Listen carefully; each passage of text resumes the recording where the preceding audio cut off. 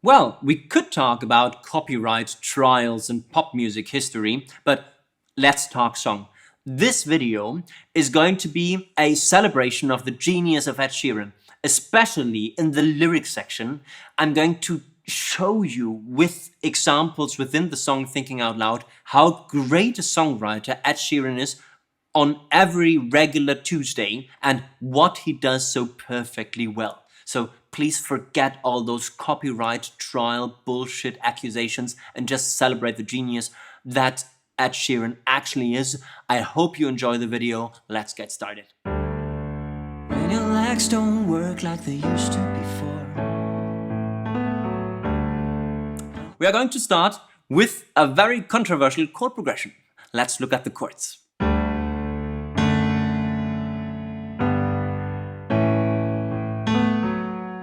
So in terms of harmony, we have got a D major, not playing the 3 here, but I think somewhere in the arrangement there is definitely a 3. So we've got D major, then we've got the same chord with F sharp, it's 3 in bass, and the chords G and A. We are clearly in the key of D major, and we play the 1 chord, the D major chord, then we play the same 1 chord with its 3 in bass, with F sharp in bass. After that we've got the 4 chord, G major, and the 5 chord, A major. So it's a very traditional 1-4-5 chord progression with something intelligent in the middle, which is the 1 over F sharp, the D over F sharp. Pretty interesting is also the harmonic rhythm. The harmonic rhythm is dotted quarter note plus 8th note tied to a half note.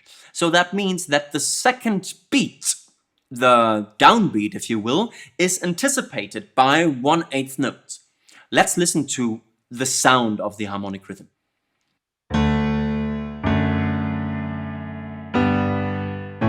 If we count this, it's 1, 2, and 3, 4, 1, 2, and 3, 4. So we've got chord changes on every 1 of a bar and on every 2 end, instead of on a 3, which would make it normal in a way. In that case, we have got this anticipated chord mid-bar. This is something that Henning and I call the Bon Jovi, because this is something that Bon Jovi does all the time. Anticipate the second chord change and always have dotted quarter note followed by 8th note tied to a half note. In terms of chord functions, I already said it's 1, 4, and 5, tonic, subdominant, dominant. So it's a rather usual common chord progression. What's interesting about the song is that it doesn't have an intro whatsoever. So we go directly into the verse. It's very, very rushed and unexpected. When your legs don't work like they used to before.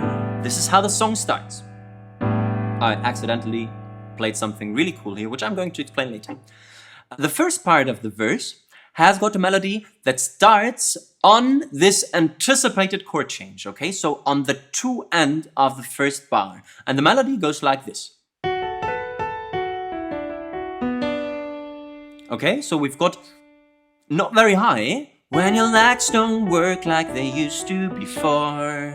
But still, we've got a rather big range for a verse melody. The range is 1 octave, okay? So we go from B to B, starting on this F sharp on the first chord change. So on the D over F sharp. The second phrase is a lot like the first phrase, only that it's a bit shorter, okay? And I can't sweep you off of your feet, okay? It ends on the downbeat of the next measure. And I can't sweep you off of your feet. The other one, the first phrase was a bit longer. When your legs don't work like they used to before. Okay, so it's di-di-dum in the second measure. And the second phrase only says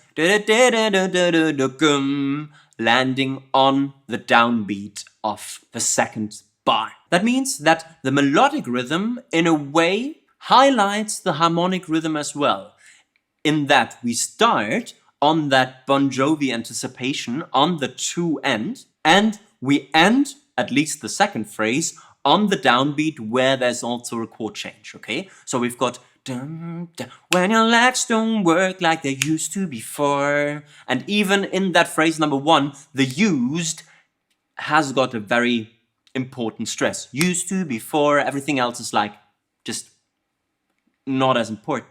And I can't sweep you off of your feet. And we always have this interplay between melodic rhythm on the one hand and harmonic rhythm on the other. Then there is a repetition of melody phrase number 1 and a repetition of melody phrase number 2. When we look at the relationship between melody notes and chords, in the first half of the verse we find something rather interesting. For that, let me play you chords and melody at the same time.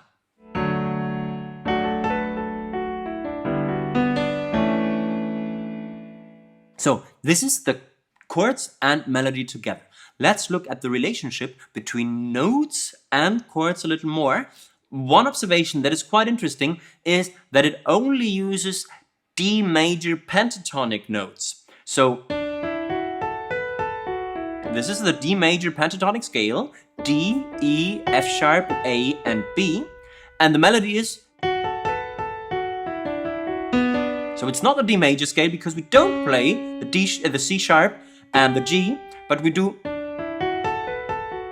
D major pentatonic scale. So this is one interesting observation. Interesting observation number 2 is that some melody notes don't belong in the chords, adding juiciness and interest a lot. So the note that we are going to, that we are landing on, is the B. We sing the B over the D chord.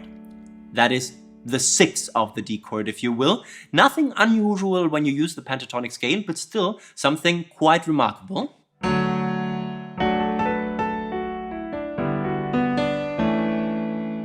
And here we land on the D while the chord changes from G to A major. Maybe there isn't even a 3 in the regular chord, which would then make it an A sus chord, which is a smoothened version and not so radical version of the dominant 5 of the scale. So interesting observations. 1, we have got the pentatonic scale that defines all the chords that are being used in the melody. And number 2, we use melody notes that are not necessarily in the chords. We are now going to go to the next section, which in my opinion can only be called verse B, or second half of the verse. The chords are exactly the same as in verse A, and the harmonic rhythm is exactly the same. However, the melody changes completely. Let's look at the melody first.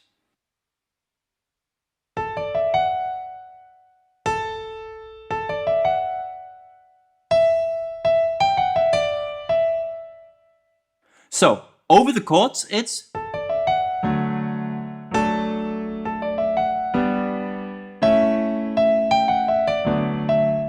and so on, okay? What we've got here is again a melody with a big range from A to G in total, and we have got an upward motion, almost like a chord arpeggio, okay? So we have got A, D, E, F sharp. Taking away the E, we find that we are actually singing all 3 notes of a D major chord plus the 9 of that chord. The 9 being the F and the E in that case. So, this A stresses this Bon Jovi rhythm once again.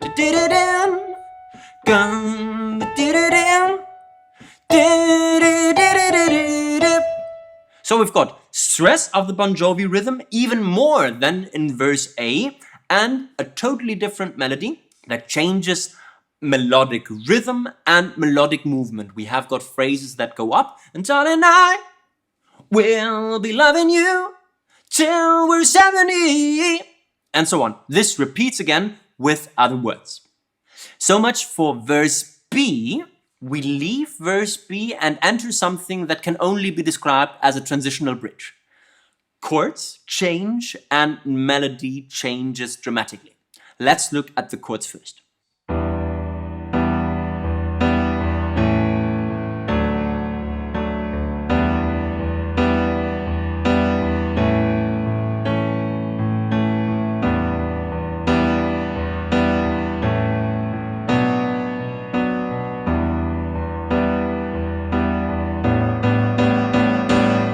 So here it is again, the thing that I accidentally played beforehand, the coolest chord in the whole song if you ask me. In terms of chord progression, we have got an E minor 7, an A, and a D. This is the first progression. In terms of chord stage degrees, we've got 2 minor, 5, and 1. Another very typical chord progression when we look at jazz, for example. So it's the jazz progression, 2 minor, 5, 1. And what we do here is we play different alternatives of this 2 minor, 5, 1 each time around. So we play 2 minor, 5, 1. Then it's 2 minor, 5, E minor 7 and A. Then it's 2 minor, 5, 6 minor, namely B minor, being a good reharm substitution for the 1 chord. And the last progression is E minor and G over A. That is some kind of A sus voicing that is really soul-y and cool and a perfect transition to what comes next, which is the chorus. We keep the Bon Jovi rhythm, so we keep this.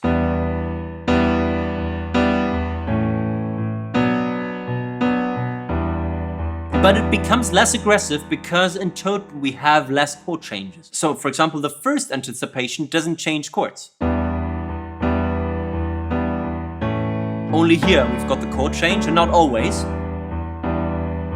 In the second progression, we don't change chords either, but we still keep the rhythm.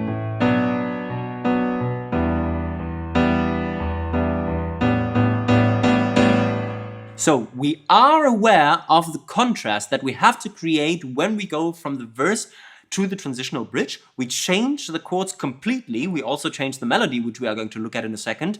But we keep one combining element, keeping everything together or making everything one song. And this is the harmonic rhythm, which is the Bon Jovi. We are going to look at the melody for the transitional bridge now.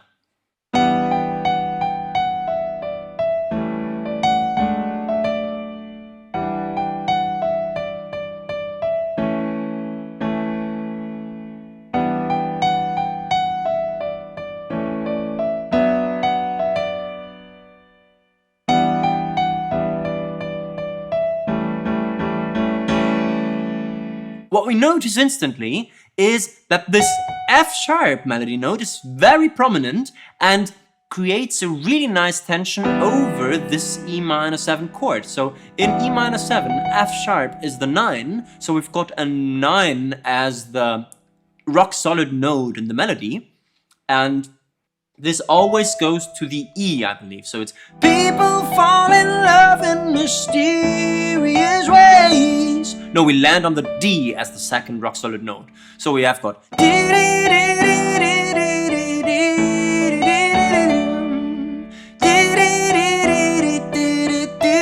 here we go to the E.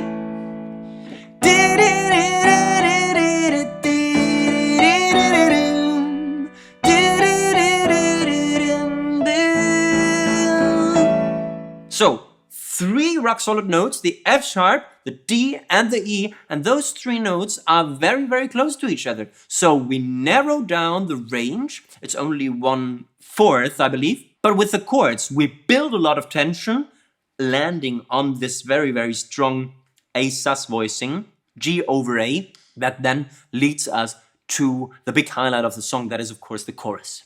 We are now going to look at the chorus, where the chords and the harmonic rhythm are just the same as in the verse.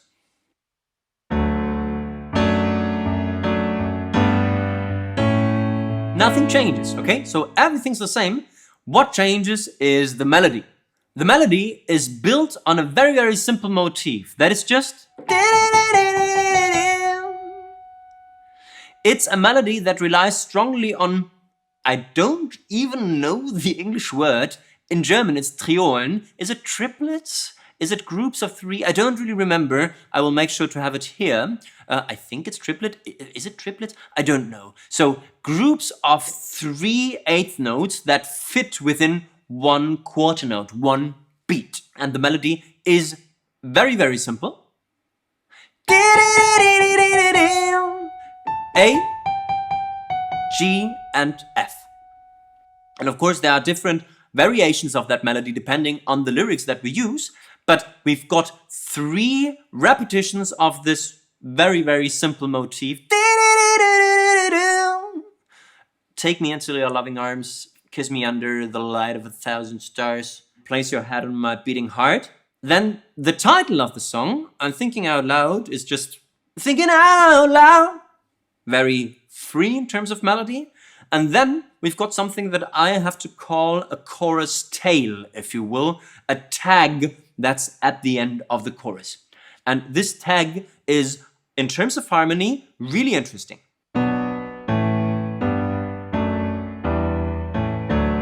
A lot happening here. Let's look at the chords. B minor, A, G, D over F sharp. In some arrangements, maybe even F sharp minor, but I play it as a D over F sharp. Then E minor, A, and 1. In terms of chord stages, chord stage degrees, we have got 6 minor, 4, 5, 1, 2, 5, 1. So,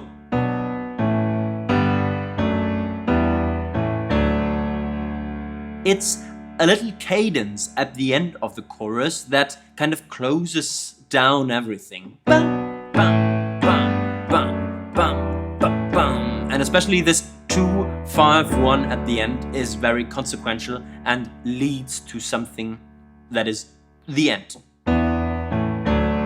We are going to look at prosody and what Ed Sheeran sings over this in the lyrics section of the video. The melody over those chords is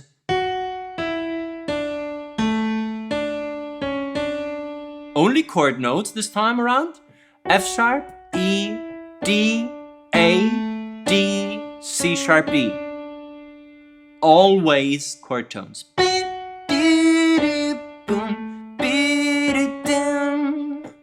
And the first time, the harmonic rhythm changes. This is the first time and the only time in the song, every time that the chorus appears, that we change this Bon Jovi rhythm. Suddenly, we stress every beat of the bar. Okay, so suddenly it's quarter, quarter, quarter, quarter, quarter, but then, bum bum, a variation of the Bon Jovi rhythm in the second measure.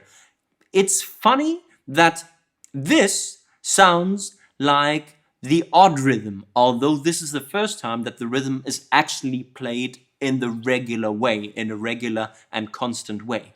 Bum, bum, bum, bum, bum, bum, bum. Okay, so again we have an anticipated 3 to reintroduce the Bon Jovi in a way in this chorus tagline. After the first chorus, we go directly into verse number 2, no interlude whatsoever. Then the patterns are the same, the structure is the same, building up towards the second chorus. We've got verse A, verse B, transitional bridge, and chorus. In verse A and verse B, actually, I think only in verse A, there are tiny melodic variations, an ad-lib line that is this, where my hands don't play the strings the same way. This is something that we have seen in many, many song analyses already, that in the second verses, something seems weird suddenly. Ed Sheeran finds a perfect way to solve his problem with maybe the rhythmic pattern that is not 100%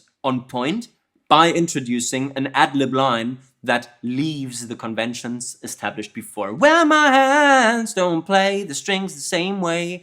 And there is prosody in this line as well, which we are going to look at in the lyric section. So good job, Mr. Sheeran. Verse B, transitional bridge number 2 and chorus number 2 are basically the same thing as the first time around. And then we enter the guitar solo. That is actually pretty cool, but that I am not going to play.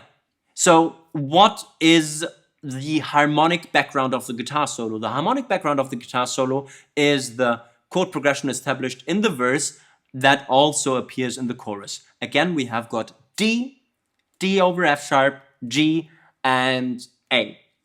In the original, I think it's 4 progressions like this.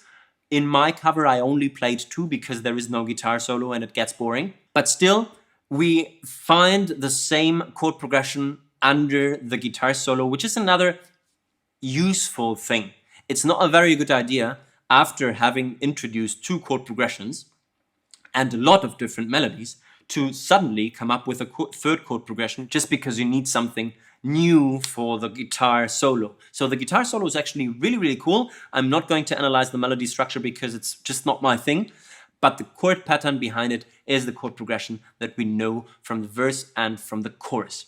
Which brings us to the last chorus that is basically the same thing as the 2 choruses before, but we have got 2 repetitions of the last chorus line, always with melodic variations. So the song ends like this. We found love right where we are. We found love right where we are. We found love right where we are. So those are the last notes he sings,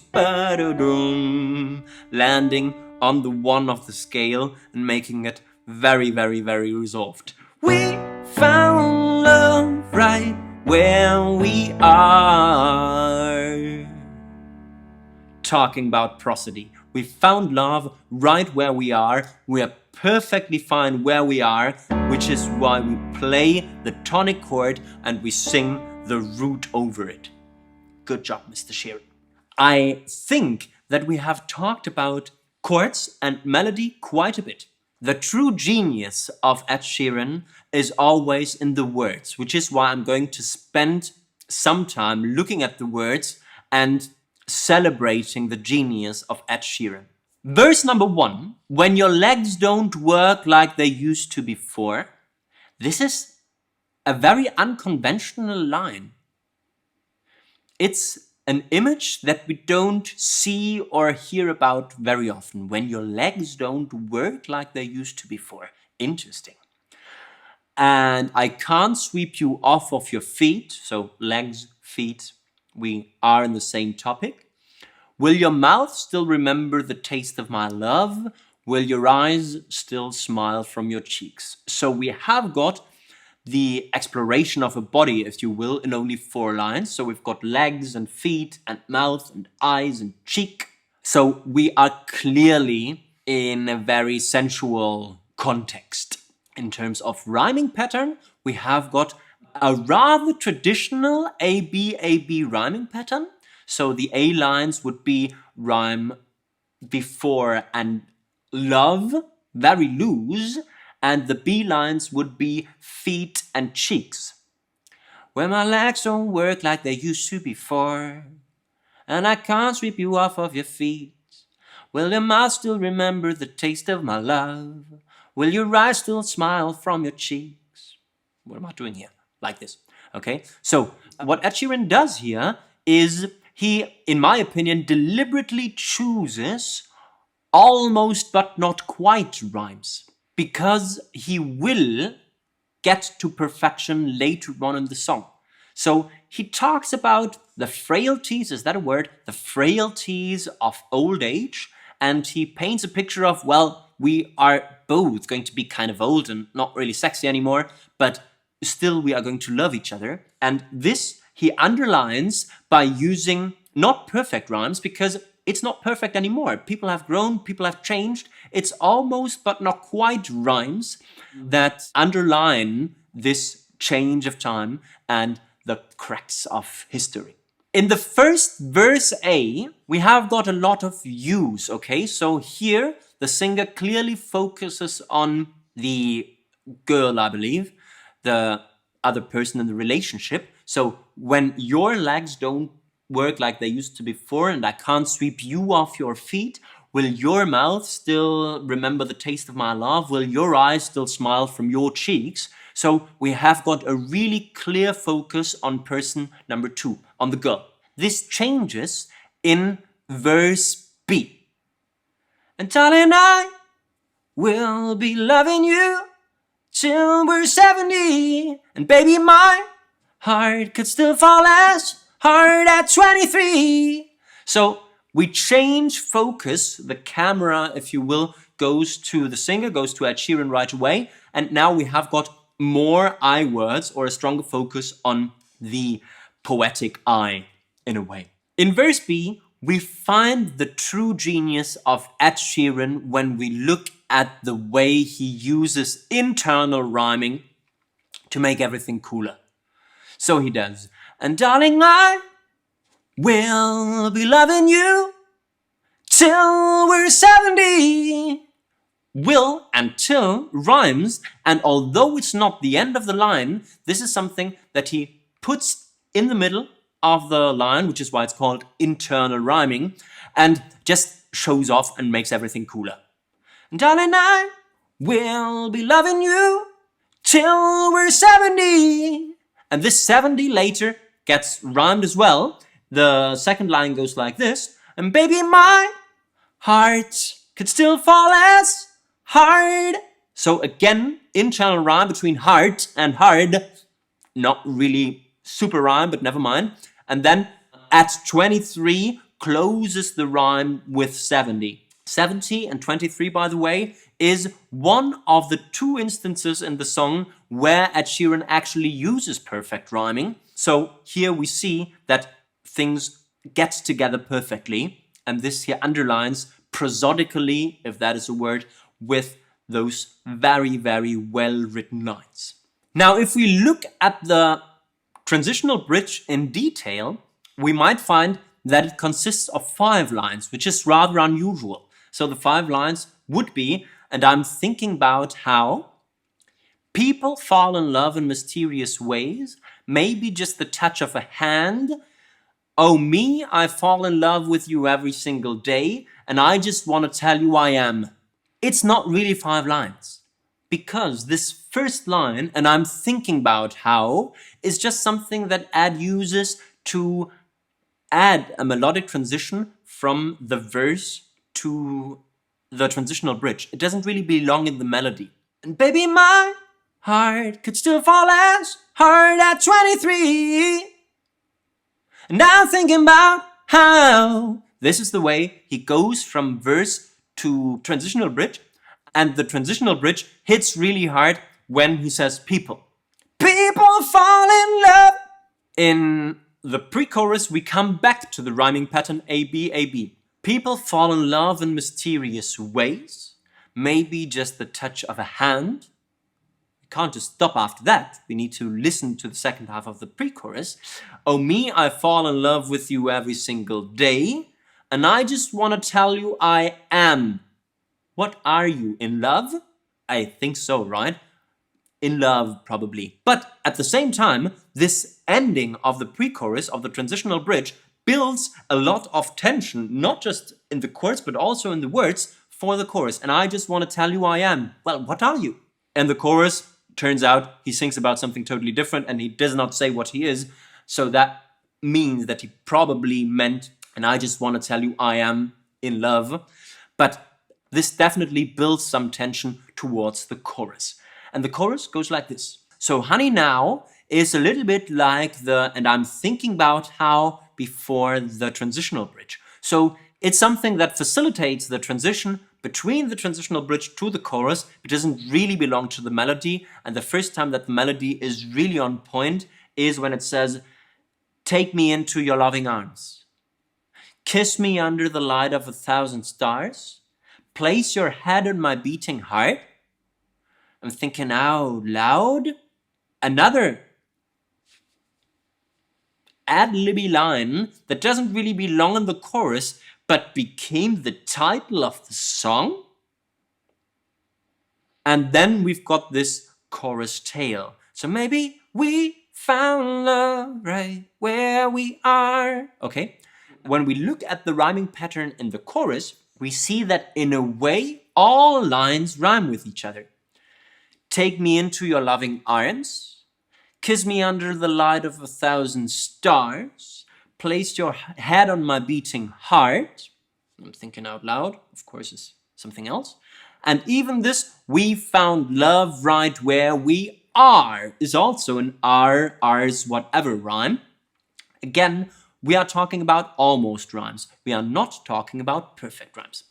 Quite interesting that not really the strongest line, thinking out loud, an ad-libby line becomes the title of your song. I understand why Ed Sheeran chose not to call the song We Found Love or We Found Love Right Where We Are, because A, there are a lot of songs that are already called We Found Love, and it's rather cheesy. Thinking out loud could actually be about something else. It doesn't even have to be the title of a love song, and it's definitely really unique and something that not a lot of people have called their songs before.